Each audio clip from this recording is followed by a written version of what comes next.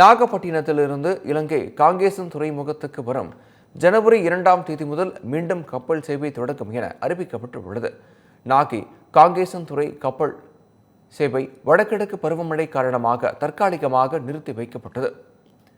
இந்த நிலையில் ஜனவரி 2ஆம் தேதி முதல் மீண்டும் கப்பல் போக்குவரத்து தொடங்குவதாகவும் பயணச்சீட்டு கட்டணத்தை குறைப்பதாகவும் கப்பல் நிறுவனத்தின் நிர்வாக இயக்குநர் சுந்தர்ராஜன் தெரிவித்தார்.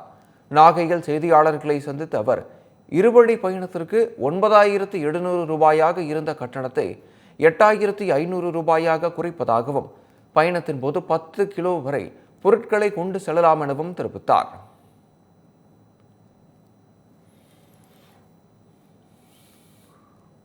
மூன்று மாத காலம் தொடர்ந்து வெற்றிகரமாக நடத்தியிருக்கின்றோம்.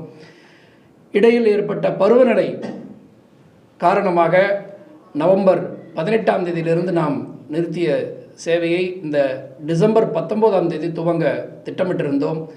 இருந்தபோதும் வரக்கூடிய டிசம்பர் 23ஆம் தேதி மீண்டும் ஒரு சைக்ளோன் ஃபார்ம் ஆகுவதற்கு வாய்ப்பு இருக்குது.